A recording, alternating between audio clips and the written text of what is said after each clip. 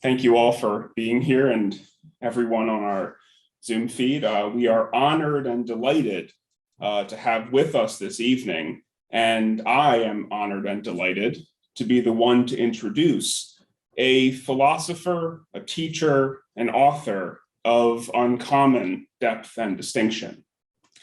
Dr. Candace Vogler is the David B. and Clara E. Stern Professor of Philosophy at the University of Chicago, where she has also served, among many other roles, as the chair of the philosophy department and the co-director of the Master of Arts program in the humanities. The breadth and depth of Professor Vogler's work is simply astonishing.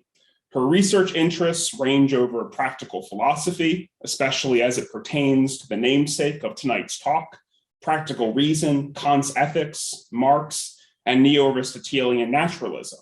And her numerous publications have focused on everything from ethics and social and political philosophy to philosophy and literature, cinema, psychoanalysis, gender studies, and more. Professor Vogler is also the editor of 3 volumes, including the most recent one, Self-Transcendence and Virtue, and the author of 2 books, John Stuart Mill's Deliberative Landscape and Reasonably Vicious, in which she draws on Aquinas and Anscombe to address the question, is unethical conduct necessarily irrational? She also has a forthcoming book on Anscombe, which we are anticipating with great excitement. Professor Vogler has been recognized with many fellowships and awards from universities and organizations the world over, and has traversed the globe giving scores of talks and seminars on a breathtaking array of topics. But I think it particularly important to highlight the fact that Professor Vogler is an exemplary teacher and mentor, having been recognized with the Niebuhr Award for Excellence in Undergraduate Teaching at her home institution, where she has delivered a rich array of classes on everything from ethics and practical reason to critical theory and medieval metaphysics. In addition to flying the Maroon of UChicago, Professor Vogler is also a Mills College Cyclone, having earned a BA with honors in philosophy there, and a Pitt Panther, where she received her PhD. In lieu of adding Penn Quaker to that list, please join me in welcoming Candace Vogler.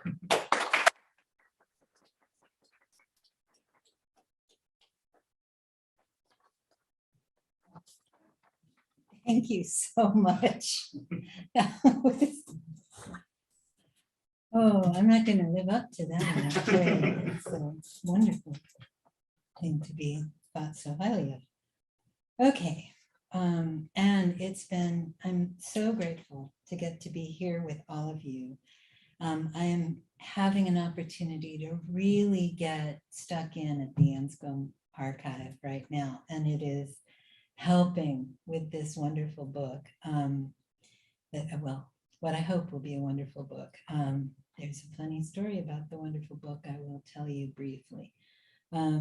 Christopher Koop, who was one of Anscombe's students, sent me a very excited email last spring saying, well, and unto us a book is born, because Amazon was advertising my Anscombe book. Right. I was horrified because I have great respect for Christopher Koop. And so I wrote right back and I said, oh my goodness, I have a leave next year when I'm hoping finally to write this book, but no such book exists. Right. And he said, well, my goodness, I had a good laugh over that one. He said, I'll tell you what I'm going to do. They think I've already purchased this book, so I'll go on in a couple of weeks and review it. To get you off on the right foot. Sorry. This is real progress toward the book, though. Thanks to everyone here. Okay.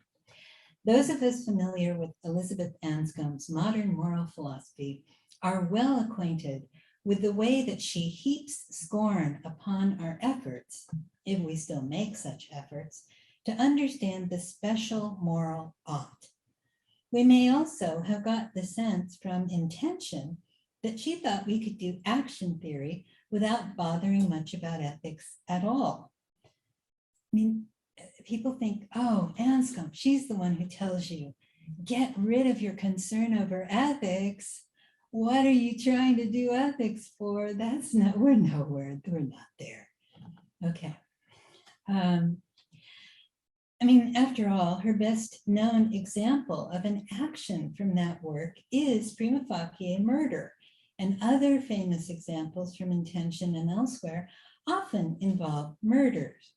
Acts of murder are, of course, paradigmatic instances of injustice.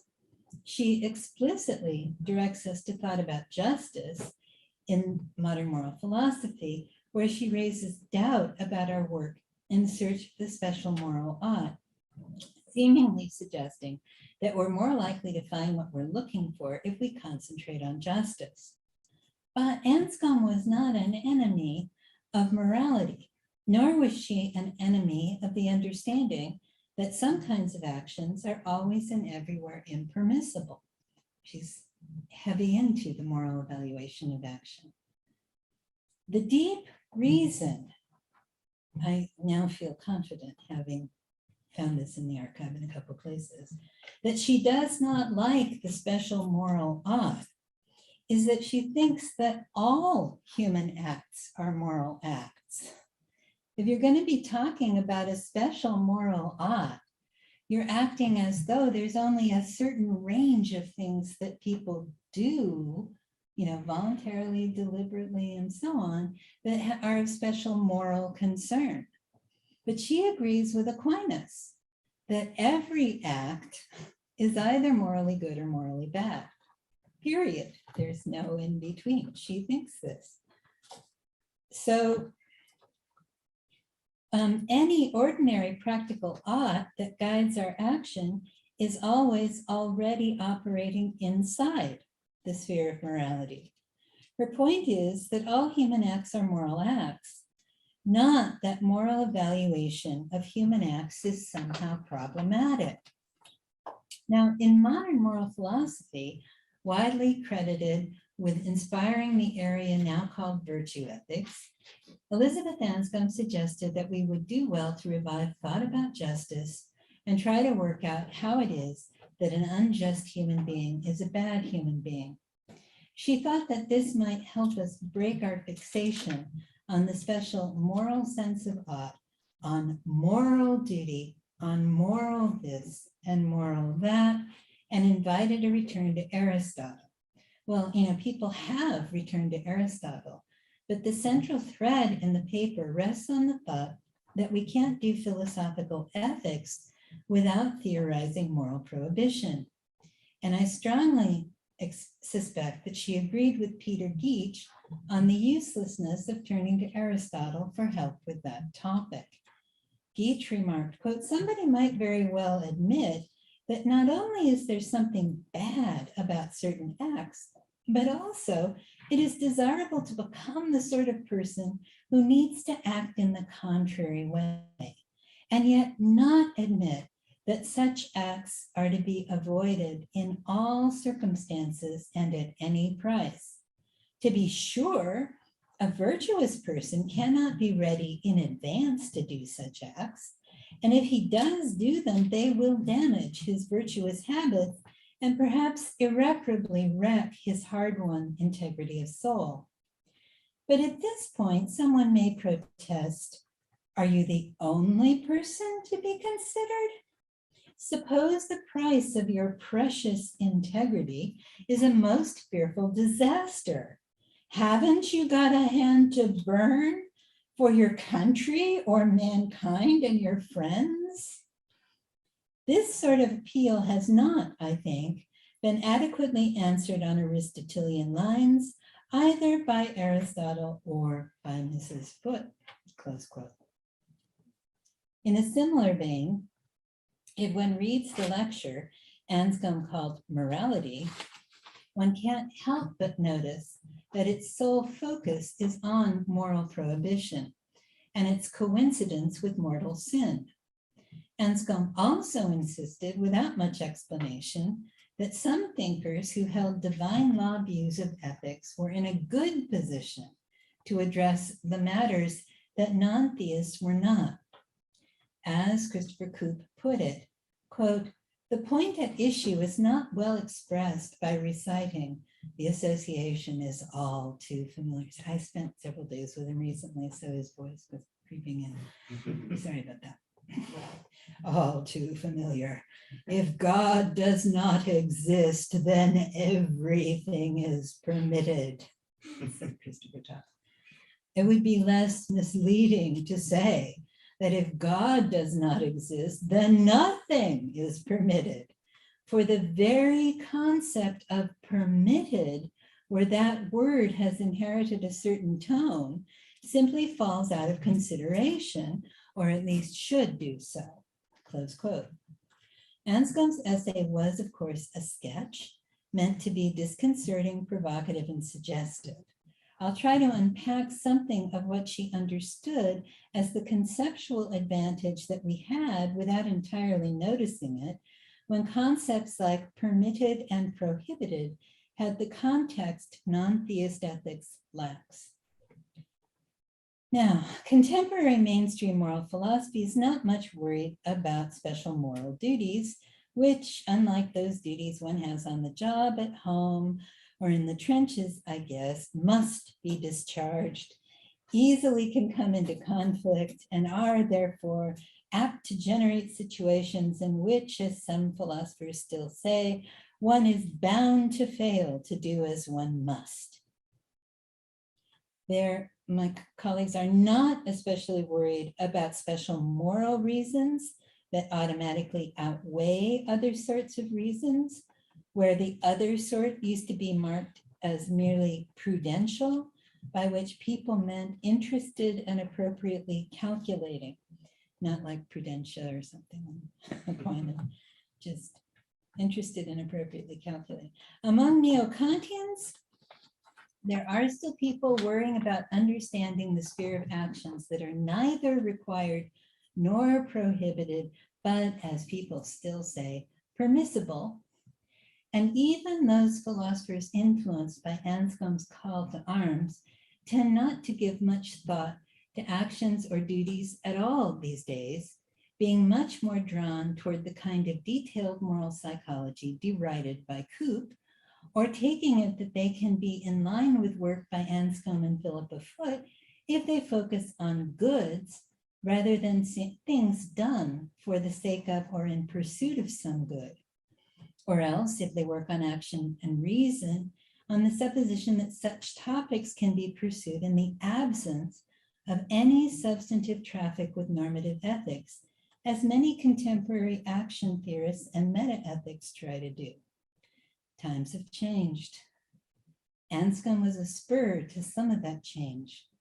For all that, it's worth pausing to think about the old godless moral philosophy and the shape of the hole in the middle of it that Anscombe thought could be filled by divine law. Anscombe drew central features of her broad picture of divine law ethics from Aquinas on natural law. In this connection, she writes, quote, "Any type of wrong action is against the natural law. Stealing is, framing someone is, oppressing people is. Natural law is simply a way of speaking about the whole of morality used by Catholic thinkers because they believe the general precepts of morality are laws promulgated by God, our Creator, in the enlightened human understanding when it is thinking in general terms about what are good and what are bad actions. That is to say, the discoveries of reflection and reasoning, when we think straight about these things, are God's legislation to us, whether we realize this or not," close quote. The Creator's ordination governing the whole of creation is eternal law. Natural law, as Aquinas stresses, is how the rational animal participates in eternal law. Now, there are various things that we might note about the juxtaposition of her remark about morality and natural law with her complaints in modern moral philosophy. First, contrary to some recent work on natural law, Anscombe suggests that morality and natural law alike are articulated in general thought about good and bad actions rather than through general thought about good. Many contemporary theorists interested in natural law stress things that are good for people to have, to get, to promote, to use, or to enjoy. Anscombe's work tends to focus on what is good or bad for a human being to do. The interest throughout is on voluntary action. Intentional action is a subset of this. She's thinking about both, and she's thinking of, through the distinction between acts of a human being, like, falling down, falling asleep, tripping, those kinds of things, and human acts, which are voluntary and in some sense chosen. How chosen is a complicated question. And she shared Aquinas's thought that an act is good just in case it isn't bad, of an intrinsically bad kind, say, or bad under the circumstances, or done to a bad end. Retaining the traditional distinction between acting well and faring well, this view can allow you to say that many people act well most of the time, or else that hardly anyone ever acts well. The conclusion will depend on how you understand the scope of an act's circumstances and how you distinguish kinds of acts. The focus on acts is consistent in Anscombe's writings and underscores one perfectly ordinary aspect of the legality of divine law ethics. The letter of law normally governs conduct, policy, implementation, and so on. And although neither the sphere of the thou shalt not, nor the sphere of do such and such is, as one says, strictly codifiable, and although one could not have a sound ethics built of nothing but prohibitions, the prohibitions are especially important. Prohibitions, Anscombe urged elsewhere, tend to be so deeply embedded in moral education that it's hard to see how we could have any grasp of central concepts, property, say, or persons, rights or respect, kindness or loyalty, and so on, without practical understanding of the surrounding prohibitions. And if you think about teaching moral education with a kid, like one of the first places it shows itself is in no. No, don't hit your brother. No, do not walk into the street right now. No, we have to use our inside voice. No, no, no. So one of the first ways into the ethical for human beings is actually through a sense of an authoritative no. Right, and that's not accidental, she thinks. Okay. Of course, the relation between specific goods that could be sought in one way or another and the things done in order to secure, promote, make possible, or otherwise aid unimpeded or appropriately limited access to or enjoyment of those goods also belong to ethics, as will concern about emotions and thoughts and attitudes. Anscombe focuses on what is done in pursuing good and avoiding bad. Her topic in the essay from which the natural law quotation is taken is the condemnation of contraceptive sexual intercourse. Her examples in modern moral philosophy include acts whose names imply badness, as an Aristotelian might put it, adultery, murder, bilking, and so on. The elusive special moral ought, the thing she thinks that divine law ethics has, although its scope is much broader than what Hare and company were concerned about, and non-theist ethics can't get, is, she thinks, a notion of obligation which only operates in the context of law. Now, as near as I can tell, although Anscombe makes mention of unspecified Stoics and of Judaism, and although she would not be unsympathetic to turning to Hobbes in thinking about natural law, her understanding of law in general and of natural law in particular comes fairly directly from Aquinas. For Aquinas, law is an ordination of reason for the common good promulgated by him who has care of the community. Prima Secundi 98.4. This definition is meant to be perfectly general. And the natural law as Anscombe was discussing it, meant to be how the rational or intellectual animal participates in the eternal law. But one might wonder why it is that one needs the eternal law in this picture. The question may seem especially acute for readers of Aquinas, who notice that mention of eternal law seems to recede in the distance in his discussion of getting specific precepts of natural law. I mean, perhaps Aquinas is just making a sort of necessary theological nod in God's direction, a nod we can notice and then move past. Stephen Brock gives a nice summary of the troubles that flow in if God steps away from natural law ethics.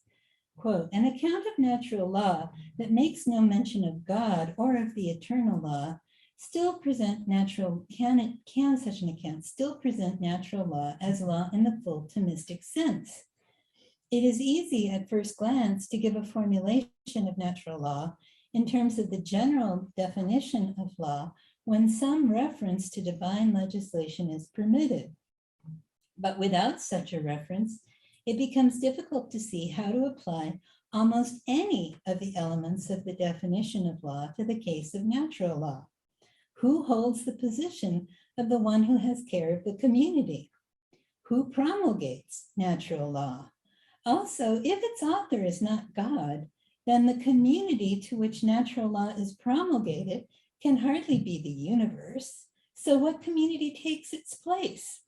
Toward what common good will it aim?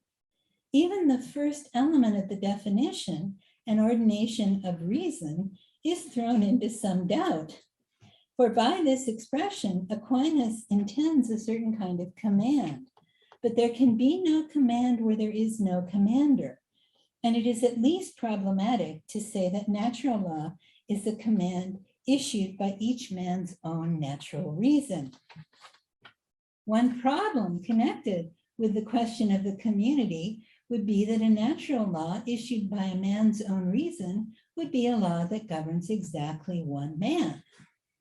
A more serious problem arises from the fact that if natural law is a command issued by man's own reason, then it depends upon his choice to pursue the things commanded.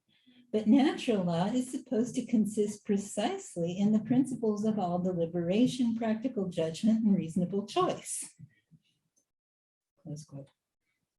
Well, one might say, Anscombe may go along with Aquinas on this point, and it might be that sufficiently developed theological view that could cope with Aquinas on analogy in such a way that we had a good account of the relevant sort of command, a clear understanding of the difference between, say, God's command that A sacrifice his only son, having promised that A would father many generations, the sort of command that is not general, and general matters that members of the Anscombe family are apt to treat as descriptions of the order in creation, and some account of obeying a command such that I could be said to be obeying God in avoiding wronging my fellow human beings without knowing that this was a good description of what I was doing. I mean, if we had all that and a good story about the sense in which God promulgates law in nature, then maybe we would have a philosophically satisfying, theologically adequate account of properly moral obligation as Anscombe understands this. But that is a tall order, and it is not a project that Anscombe seems to have undertaken. In short, it is not as though simply adverting to divine law is enough to make sense of how it was that divine law had a grip on our special obligation to our fellow human beings. Sticking with the special, just in the sense of conspecific. Now, there are a lot of different kinds of obligation. It could be that the sort at issue in what people have thought of as a special moral law the sort that makes sense of both permissible and prohibited kinds of act, is more likely to find a home in natural law as the way the rational animal participates in the eternal law than it does elsewhere. Brock and Anscombe both raise strong objections to supposing that we will find much help from neo-Kantian accounts of practical reason, and it won't help to look to positive law because positive law need not track justice. But there are such things as customary obligations, practice-based obligations, contractual obligation. Anscombe does not think that any of these will, on its own, give us much help in understanding morality. Right? And you can just read this off the surface of her litany of complaints against modern moral philosophy. That litany suggests in the background a strong Thomist response.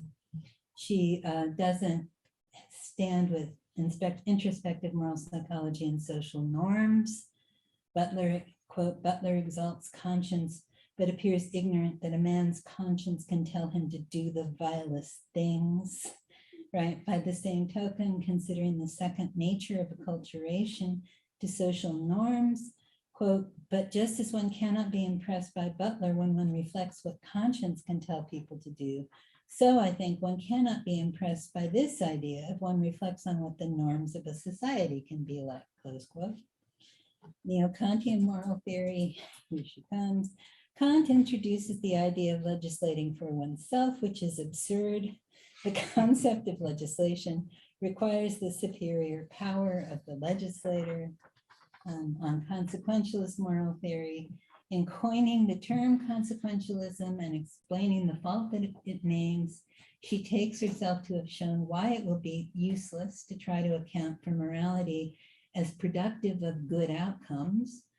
The place of estimating outcomes in ethical judgment is the kind of thing moral philosophy should explain. What we need to explain includes the following ubiquitous teaching of common sense. One is responsible for the bad consequences of deliberate bad acts, but get no credit for their good outcomes.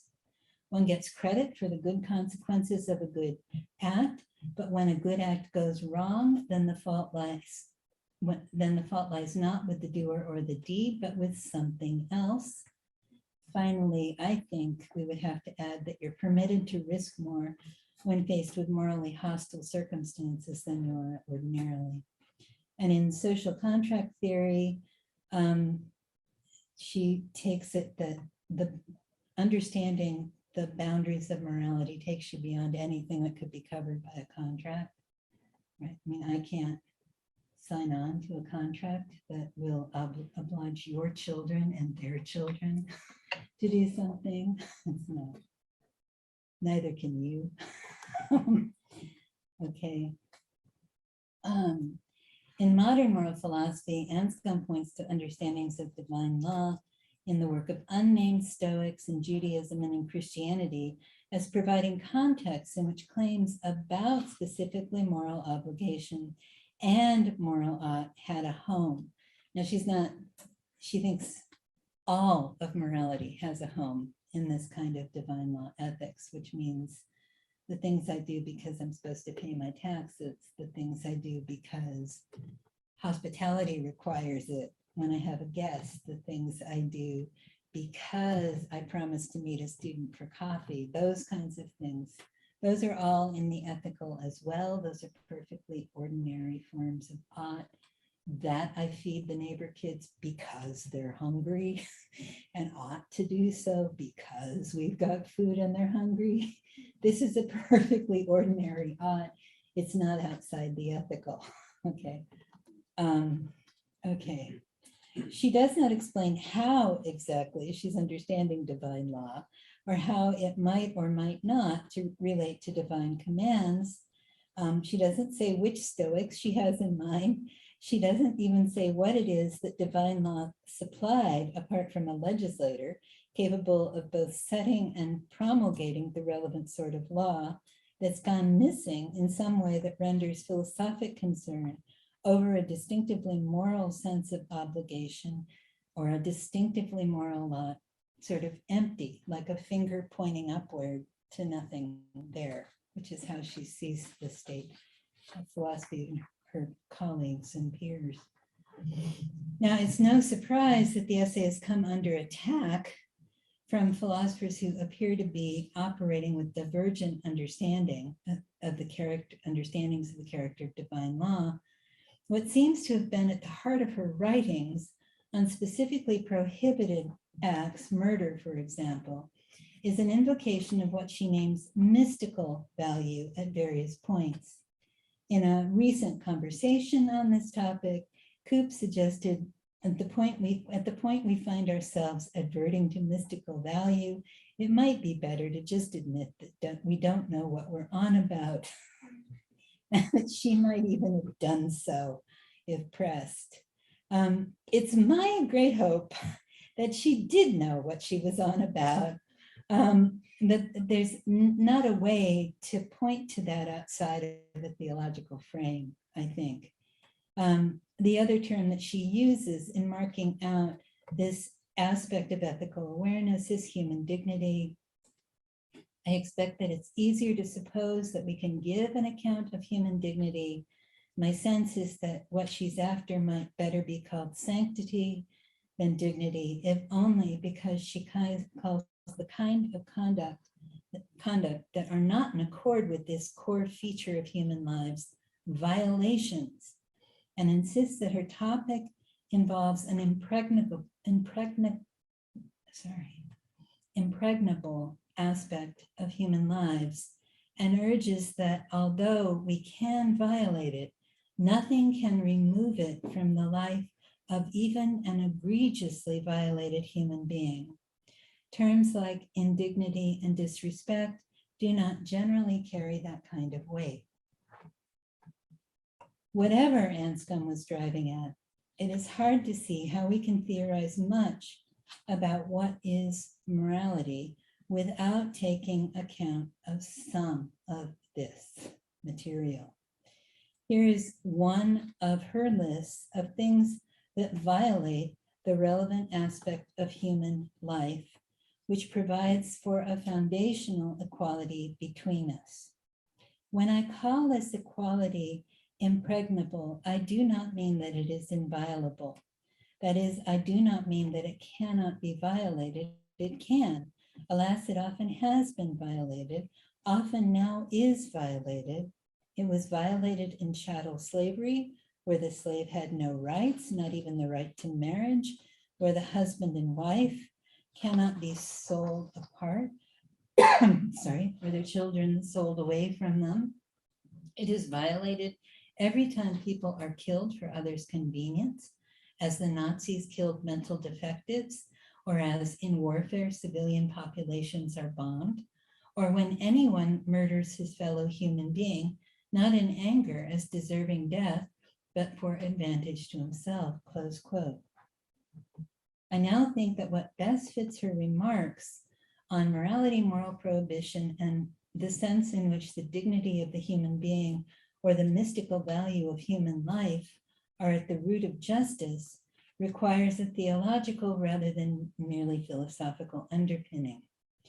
It's not that Anscombe was a theologian, she's no more theologian than I am, but the theological framework within which she works is a place to look if we want to understand the way in which she is in favor of morality and respects what one of my colleagues names the awful character of obligation. She takes it that we're best able to understand these topics if we approach them with a religious attitude. Quote, a religious attitude may be merely incipient, prompting a certain fear before the idea of ever destroying a human life and refusing to make quality of life judgment to terminate a human being. Or it may be more developed, perceiving that men are made by God in God's likeness to know and love God. The love of God is the direction of the will to its true end. The human heart and will are set on amenity. They may also be set on what is just.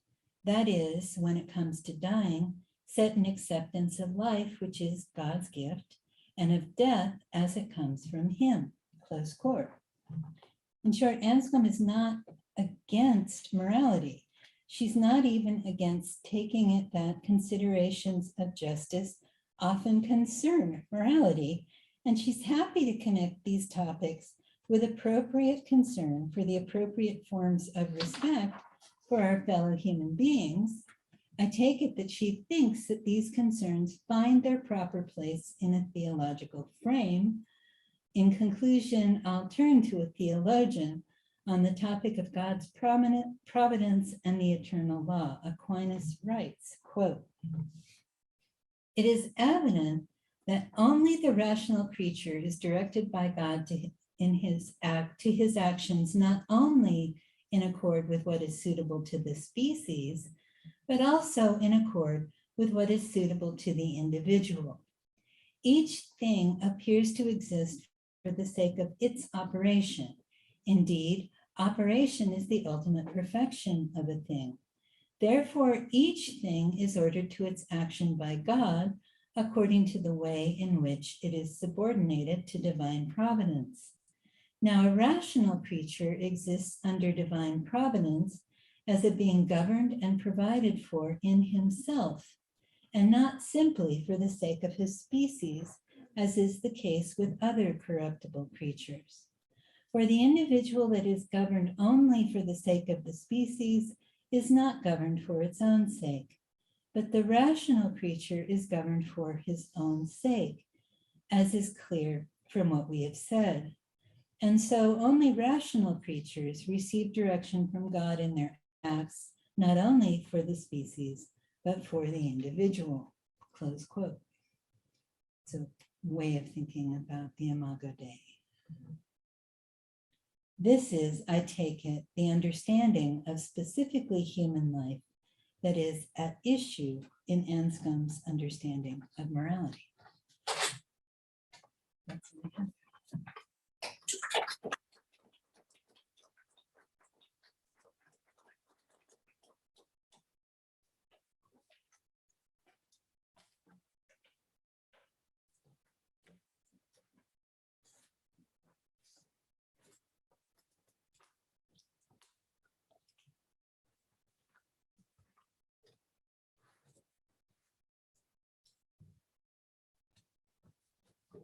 Well, thank you so much for that. That was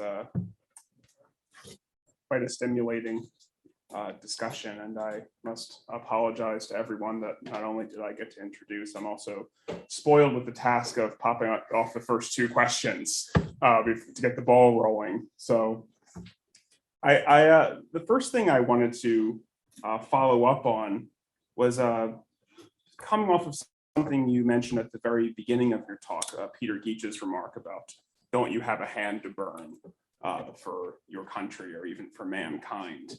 And it seems what's happening there is, well, Aristotle doesn't fill that gap. We can't get there by following Aristotle. So there needs to be something else to close that gap and explain how those moral prohibitions are intelligible. But on the other hand, there's this other group of people, modern thinkers, who at that moment just veer off in an entirely different direction. Those who think about something like the problem of dirty hands. I was thinking about Max Weber's Politics as a Vocation, which even has a kind of religious undertone where by doing the immoral thing, even perhaps violating God's law, you are taking sin and upon yourself and sullying your own soul, and even perhaps suffering for it. And there's even something noble and heroic about it. It seems for Anscombe, something has gone terribly wrong there. And I would wonder if I could pick your brain about what has gone so awfully wrong with that kind of thinking. Great question. Thank you. Well, for starters, you could start here. If you don't, there's still a lot of people who do not think there are moral prohibitions. Obviously, Weber's one of them. Like, I could heroically, I don't know what, mutilate all the children in the local daycare, even vivisect them or something, because that's the only way to prevent that evil being from vivisecting all the children in all the daycares all over the country, right? so I will do the vile thing to protect everybody else. If you think that way, you just don't accept that there are moral prohibitions, right? But that also means that your ideal moral agent could understand himself to be obliged to do anything, right? There is no action bad enough that you can't easily construct the philosophy example on the pattern I just gave you for vivisecting the kids in the local daycare. And you could be stuck with a position that holds that it's not just lamentable to give in at that point and do the egregious thing. It's actually required. It's actually required. At that point, there's a really fundamental aspect of basic understanding of treatment of your fellow human beings that has just left the park. It's just not there anymore. And you don't have the resources theoretically to make sense of it. And it's very, I mean, try to imagine a world in which it's genuinely the case that anything, you could be required to do anything in sufficiently weird circumstances, right? I mean, one of my colleagues at a talk on moral prohibition I gave at University of Chicago said, well, but does it help that it almost never happens that way? That you almost never find yourself in a philosophy example. I'm like, not really. What it is that it's actually difficult, but I think vital to the understanding of the whole operation of practical reason to accept that there are such things as moral prohibition. And I mean, for what it's worth, the kind of moral knowledge I insist that all my students have walked in a room already having is about prohibition. Right? I mean, they may have doubts about a lot of difficult issues, right? They got no doubts that genocide is never okay. Like, not even if it's like a filthy little people that nobody would miss who are eating up resources that the better people could use in good ways, right? Genocide, never okay, right? Rape, never okay. No way it could be okay. So they have, and then they are impressed by the fact that you can tell that you've got you're looking at something that's a prohibited act type if you look at the amount of energy people have put into trying to understand what counts as an instance of that type. So the kind of, I mean, when I was a little girl, it was not the case that marital rape was a recognized category. It was not possible for a spouse to rape a spouse because obviously in getting married, you gave each other conjugal access to your blah, blah, blah. How could it ever happen that one could rape the other? The kind of energy that went into saying, no, no, no, there are some spouses who are getting raped inside a marriage and actually arguing for that. That's an attempt to understand in a different way the set of things that are instances of this kind of act, right? Genocide, initially like used to cover what Nazis did with Jews and gypsies and so on, but comes to cover things that people do that later, that conquerors do to First Nations people in all kinds of places by not letting them teach their language and culture to their children. So tried to attack the gen by preventing the next generation from being carriers of the culture by which they understand themselves. Those are, I mean, to suppose that there aren't any such things as moral prohibition is to suppose that there could be an okay genocide. Morally, right? Like it would be the right thing to do, the best response, right? And would not be wrong. That's the cost of denying this point. And I think you lose the possibility of adequately theorizing ethics if you can't accept prohibition. Now, grounding prohibition isn't easy. I've tried a bunch of ways to do it without a theological prayer. I've never succeeded. But trying to do without them, I think, puts the person who wants to be an ethicist in an impossible position. Does that help? Absolutely. Well, thank you.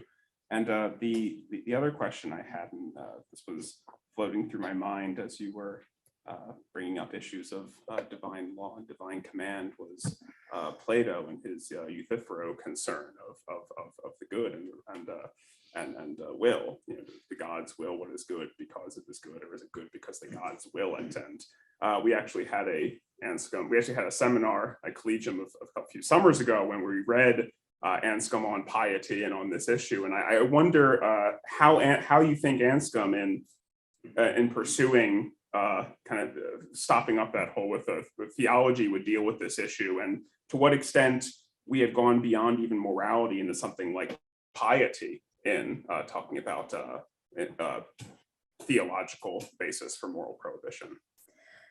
It really depends on what you think about, like a Thomist account of natural law, really. If you're dealing with a Thomist account of natural law, you've got something that's actually starting from natural inclinations. You're starting from the thought that we are the intellectual animals. So we're the highest kind of animal and the lowest kind of intellect. Right? And that puts us in the position where we have to figure out what to do. And natural law provides us with directedness in that. If you think that there is such a thing as synderesis, which I do, you suspect that we all come into the world directed to specific good and away from specific bad. And what happens in growing up is that basic directedness becomes articulated, and you learn action types, and you learn the kinds of inwardness that go with the relevant action type, and that is normal development for a human being. So, I mean, and you think that this law is promulgated in nature. My hero on these points is actually Stephen Brock. I think he's really great on natural law. The Light That Binds is his new book. It's terrific. I strongly recommend it. But basically, he's thinking that this is promulgated to us in nature in our own tendencies to move toward and away from things, and also in what we learn from other animals, the animals that aren't intellectual animals. I mean, he thinks that part of how a little kid learns about action is by watching the non-human animals and what they're up to and deciding what looks good or bad, that they're going toward what's good or bad for them, and that the humans are going toward what's good or bad for them, and all this stuff. So if that's the view you take, you aren't, you're talking about a creator and a legislator at the same time, right? Who's responsible for the order in the cosmos, right? And that extends to things like the order of life and for different species of living things. For Aquinas, it's even going to extend to things like the order found in the movements of inanimate things. I mean, I don't see where in creating a kind of being, that there can be a substantial kind, especially of living things, is already built into that is a sense of the thing's good, right? And it's how I mean, it's true, what's true of substances generally, right? It's true for good. So there's not really a place for the Eudiphrop question to get any leverage, did God decree that the geese shall migrate because it was good, or was it good because God decreed it? It's kind of like you're talking about a creator legislator here, where to create is to create an ordered being, right? And it's not clear that you're talking about the kinds of things there are if that's not part of it. So I don't think there's a place for the Eudiphrop problem to get much leverage on a certain kind of Thomas natural law. The other kinds of natural law views, yeah, you could get all the leverage you wanted to and knock the thing to pieces. Those tend to be the ones where they're sort of like, the bit we can leave out, that would be God. That's the bit we don't need to make sense of natural law. The most popular variations right now are the sort who think, well, we can't do without friendship, but God, it's completely unimportant to the system. Sorry. Wonderful, thank you. Well, now you can always spare it of me. So open it up to the room. Any other questions? Yes. Well, first of all, thanks so much for the talk. Really enjoyed it. I have a bunch of questions, so I got to prioritize them. I'm really interested in Philippa Foot's work and taking the kind of Aristotelian route, which Anscombe opens the door to non-moral philosophy. Although kind of at the end of the essay expresses some doubt about how the coherent concept of human flourishing. So I was wondering, given that Foot carried on that work for so many years after the publication of that article, what Anscombe, I don't know, I'm not aware of any published criticism of Foot's work, but what would be, I guess, her biggest doubt about that kind of approach to grounding absolute prohibitions? I think she thinks that Foot doesn't have the means to do it. The stuff about ruining your hard-won integrity of soul is directed at that kind of thing, at a Footian kind of view. So, I mean, what she says about the kind of sort of solidarity among the virtuous that she imagines, right? I wouldn't be participating in that solidarity among the virtuous if I did the egregious thing, that good might come of it. But she doesn't have the theoretical means of explaining why it is that I can't do evil, that good might come of it.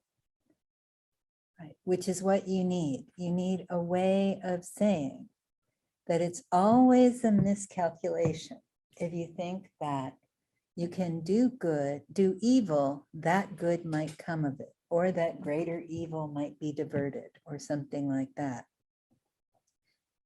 And what Geach was complaining about is that it's not clear that she has the theoretical basis for that. How are you going to get that out of just her kind of like, okay, when I'm in a mean, I won't be in a mean mood. I mean, actually, I miss Philippa. She was great. And she's brilliant. There's a slight tendency in Foot to suppose that if we talk about the kinds of goods, distinctive goods that human beings enjoy, that we can somehow pull a certain kind of theory of rationality or excellence out of that, that won't leave room for egregious action. And it's not clear how. I'm not sure that you can just take an understanding of a whole range of human goods and a strong suggestion that some of these are unavailable to the vicious, and have that be enough to give you grounding for moral prohibition. Because moral prohibition is really strong. Moral prohibition is the kind of view that like,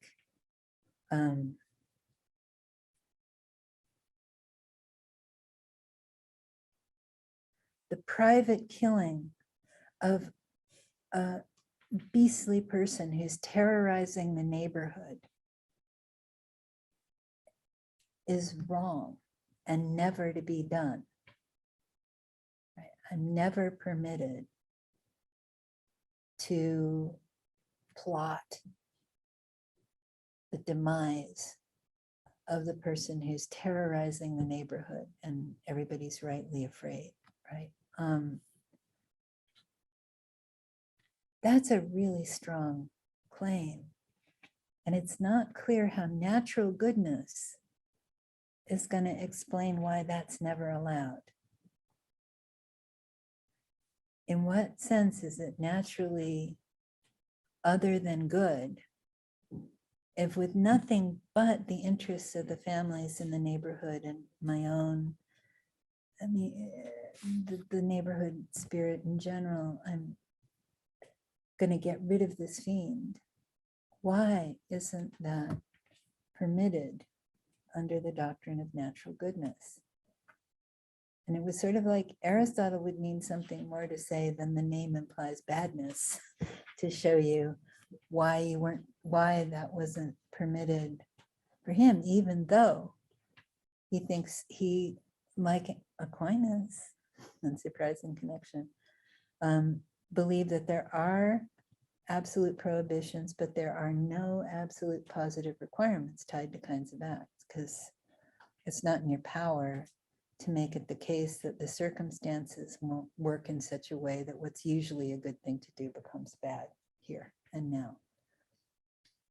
But they both accept that there are actual prohibitions. It's just that Aquinas has a story to tell about where that comes from, and it's not clear that Aristotle does.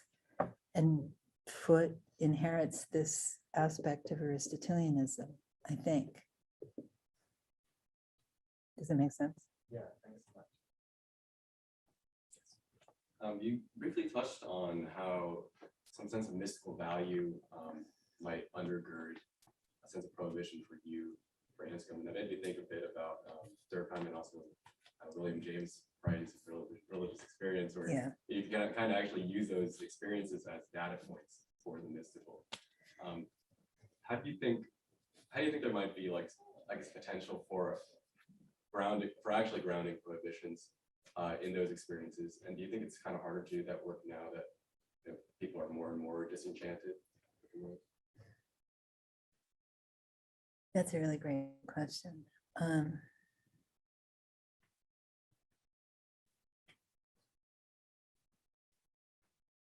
My reading of Anscombe's responses to James on this topic is not due for another day and a half. So I don't have her response to William James's varieties of religious experience, the tip of my fingers. And she will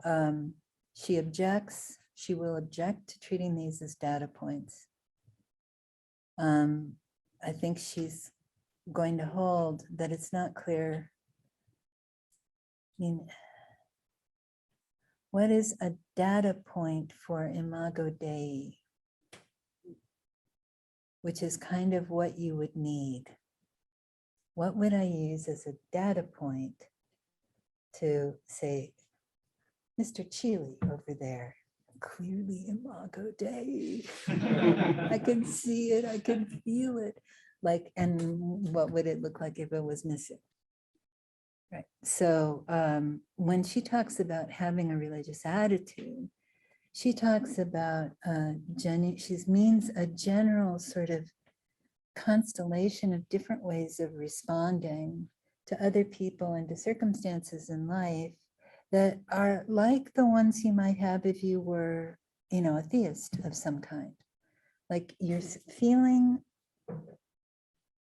the operation of something transcendent, in the ordinary. And in that sense, you know, part of the reason she's going to talk to James is because it seems like that's exactly what William James is trying to track.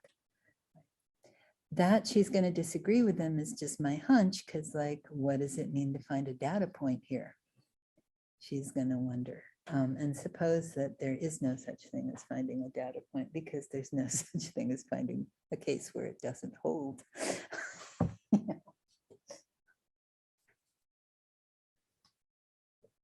Yes. So if I could pick up from your second question, about the really beautiful response, but I don't think I've been able to wrap my mind around it yet. So if you'll forgive my density. But the Anscombe building on Aquinas' understanding of natural law, that we need this ordinance of reason promulgated by divine authority or divine lawgiver gives you the metaphysical grounds for moral prohibition, the divine law. That's the hunch anyway.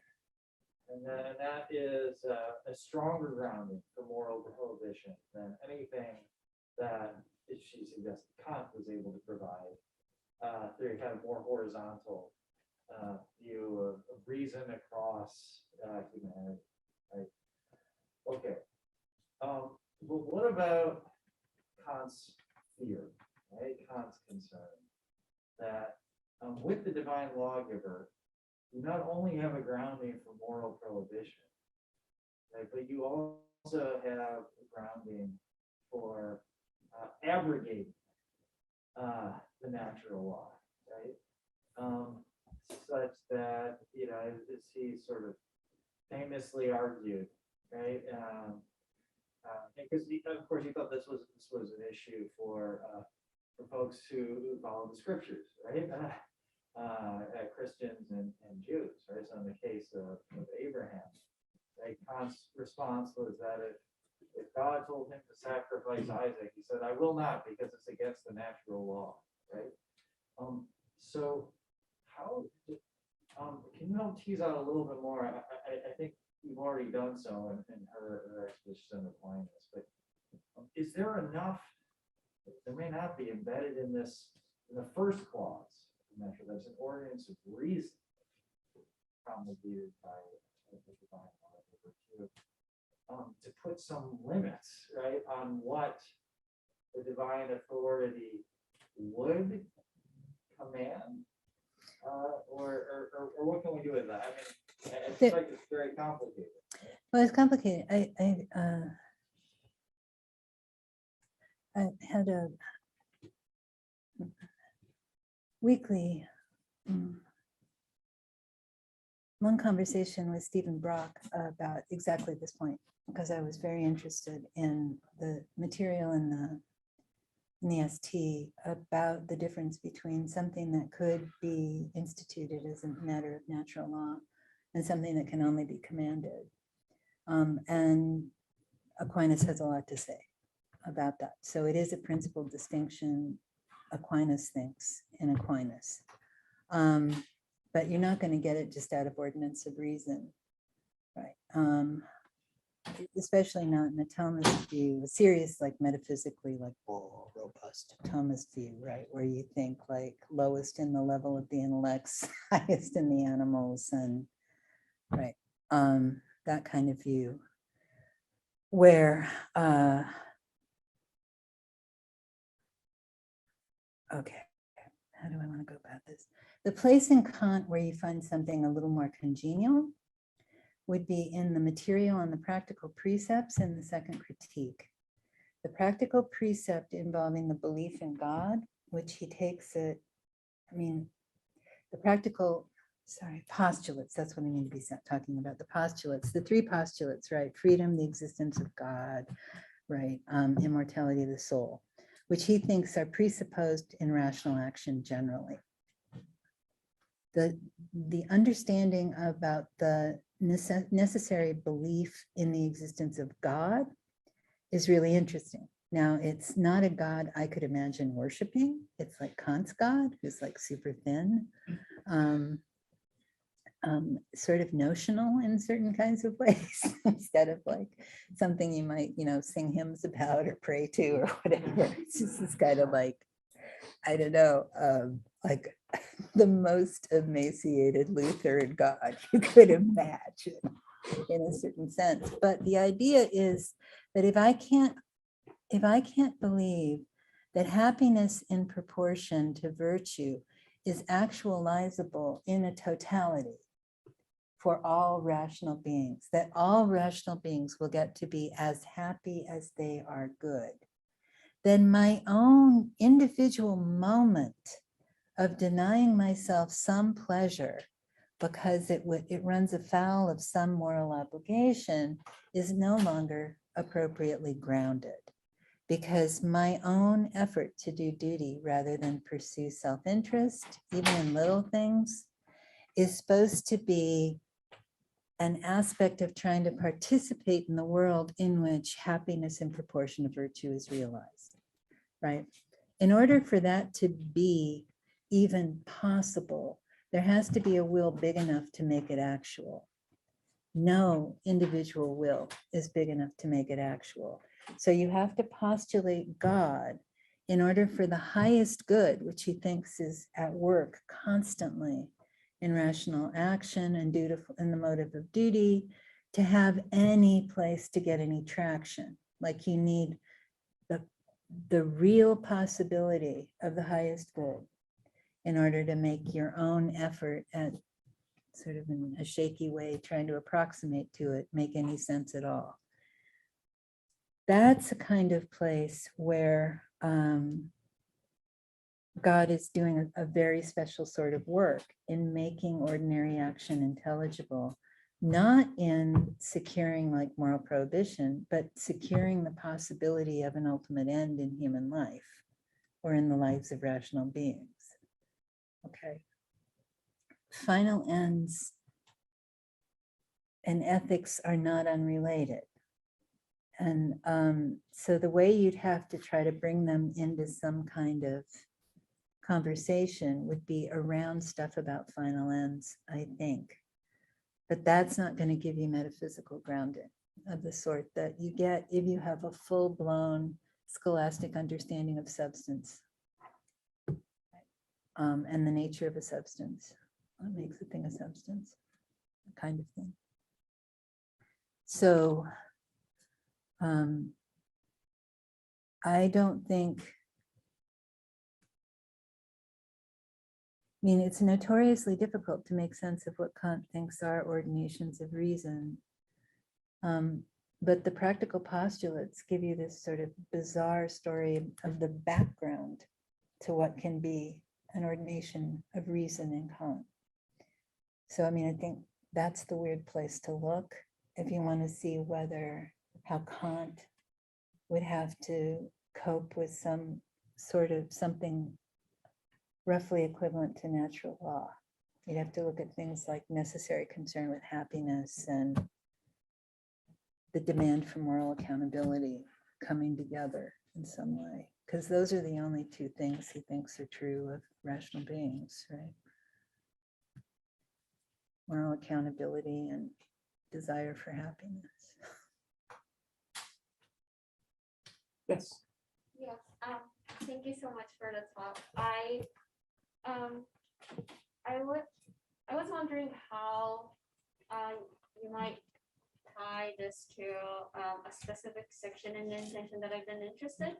So it's on page 75 to 76, and it's where she talks about how it's not necessarily unintelligible that someone would want to do the evil because it is the good for the person. And then she goes on to say that given these multiplicity of goods, as for reasons against a man's making one of them his principal aim, and whether there are orders of human goods, this question would belong to ethics if there is such a science. Yeah. I'm not sure how ironic she's being here, but that question aside, I was wondering if it would be sort of like reasonable to think that her consistent claim is that you would need to have the desire to follow God or the desire to follow some sort of natural law as one's principal aim in order to bring in the following the prohibitions and all the other sort of subsequent desires that follow from like having that as a principal aim. No, the answer is no. She thinks that, I mean, the incredibly puzzling last couple of pages of on promising and its justice and whether it need be respected and for our internal, I mean, where the first part of the paper is on promising, the second part of the paper is on its justice, and the very, very puzzling last bit is on the sense in which it need be respected in the internal forum. She talks about various things that might be true of somebody who accepts the necessity of doing his word, right? One of them is the person who just thinks, my life is such that it will be spoiled if I act unjustly. That's nothing about having an aim of pleasing God. And the way to think about the relation between natural law and our actions isn't we choose to follow it. Right, that's not the way that goes. It's a very I mean, The Light That Binds, it's a great book. I heartily recommend it. Stephen Brock came out last spring.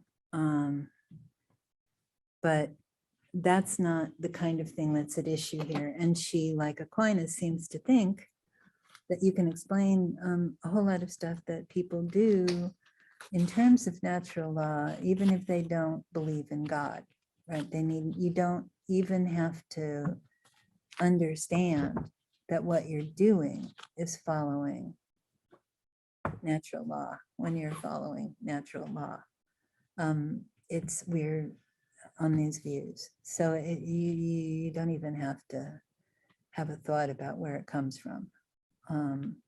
To have a thought that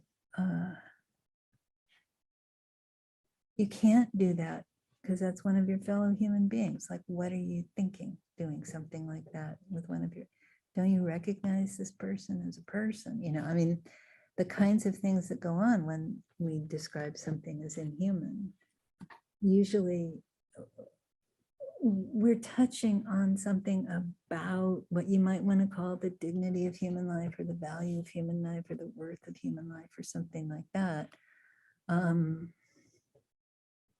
Which is held to be really distinctive, no matter how much you love your puppy, right? There's something really distinctive about your baby that wins out over the puppy in some metaphysical sense. Sorry, just remembering a We horrifying. have one more question. One more question. Who wants the last question? Oh, no, there's one question online. Here. Oh, great. Okay. So yes, one of our very faithful online participants is wondering if you, Dr. Vogler, could reiterate your closing point taken from St. Thomas in the lecture, right? Of why it's important that norms are not given to the species, but to individual persons, and perhaps how that point relates to Anscombe's views on the matter, what work it does for her. Okay.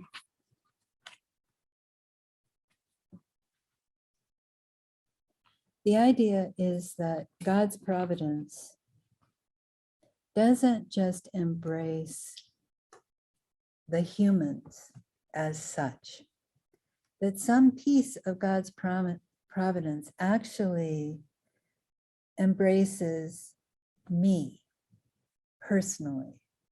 And that in that, humans are different from any other kind of animal.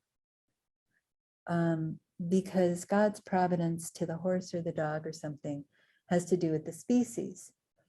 God's providence in this case comes just to me. This is one of the ways of thinking about Imago Dei, right? The sense in which I am picked out in a personal way, as each of you is picked out in a personal way.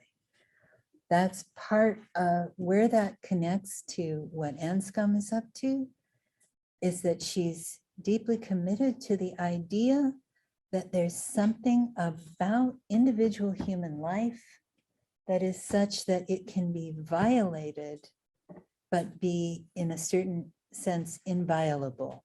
Like there's some quality in the human being's individual life that makes it the case that it retains its value and its importance and its worth and significance, even in circumstances where nothing about the way that the larger world responds to this creature looks like it respects or even recognizes that worth. Okay. Does that do the connection for our faithful?